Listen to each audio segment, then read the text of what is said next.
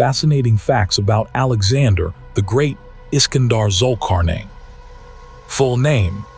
His real name was Alexander III of Macedon, but in the East, he is often called Iskandar Zulkarnain, meaning Alexander the Two-Horned.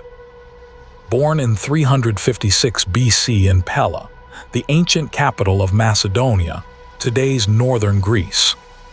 Tutored by Aristotle. One of the greatest philosophers of all time, Aristotle was his personal teacher from age 13 to 16.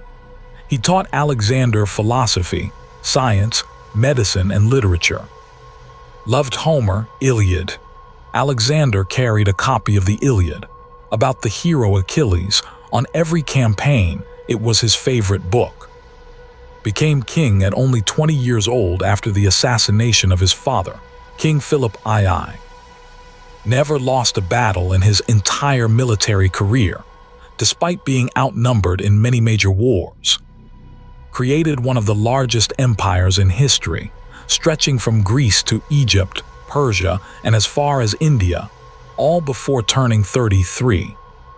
Called Zulkarnain, the two-horned in Islamic tradition, some believe the two horns symbolize his power over the East and West, while others say it refers to the ram-horned helmet he wore.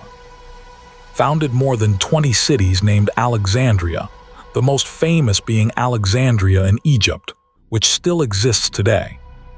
Spoke Greek but learned many local customs during his conquests. He respected Persian and Egyptian cultures and even adopted their clothing and traditions. Married Roxana, a princess from modern-day Uzbekistan, Tajikistan region Bactria, showing how far his empire's influence reached into Central Asia. His army loved him deeply because he fought alongside them, not from behind. He shared their food, dangers, and hardships. He was wounded multiple times, arrows, swords, and spears, yet he always returned to the battlefield. Visited the Oracle of Ammon in Egypt, where priests called him the son of Zeus Ammon. This boosted his belief in divine destiny. His horse Bucephalus was legendary. Alexander tamed it when no one else could, at age 12. The horse stayed with him in every battle until it died. He reached India in 326 BC and fought the mighty King Porus near the Hydaspes River, modern-day Pakistan. After defeating Porus, Alexander admired his bravery and restored his kingdom instead of punishing him. He encouraged cultural fusion. He urged his soldiers to marry local women to unite the Greek and Asian peoples. Planned to conquer Arabia and possibly Rome, but died before he could continue his campaign. Mysterious death. He died in Babylon at only 32 years old. Historians still debate whether it was from illness, poisoning, or malaria.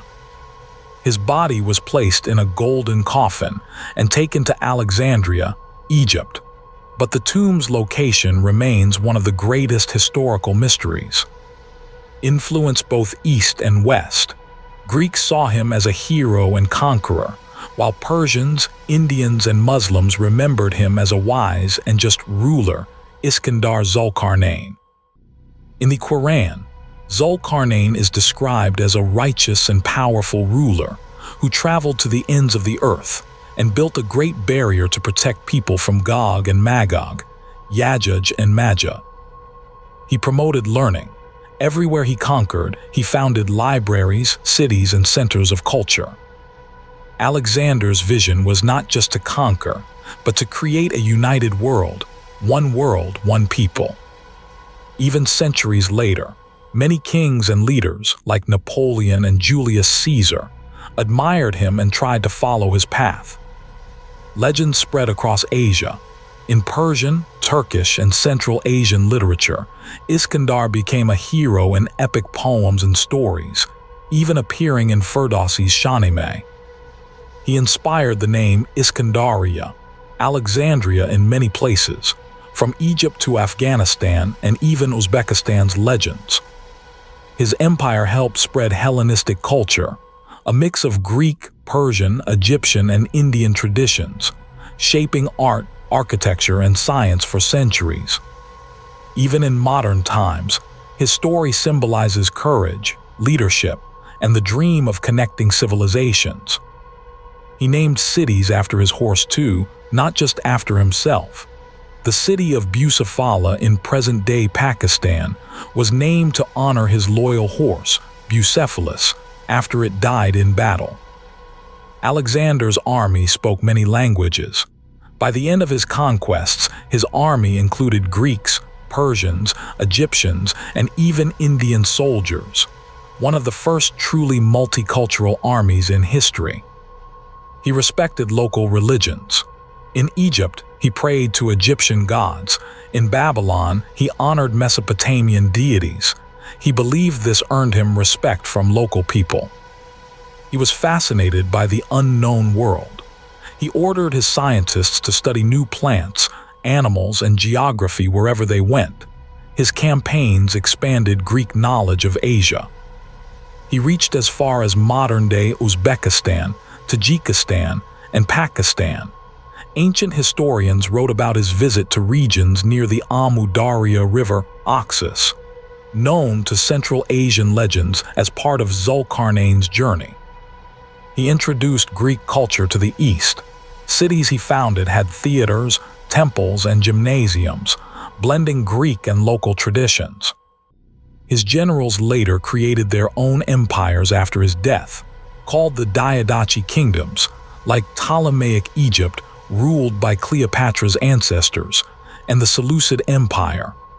Legends claim he built the barrier of Gog and Magog, Yajuj and Majuj, a wall of iron and copper to protect people from destruction, as mentioned in the Quran. He remains one of history's youngest world conquerors. No other person has achieved so much military and cultural influence before the age of 33.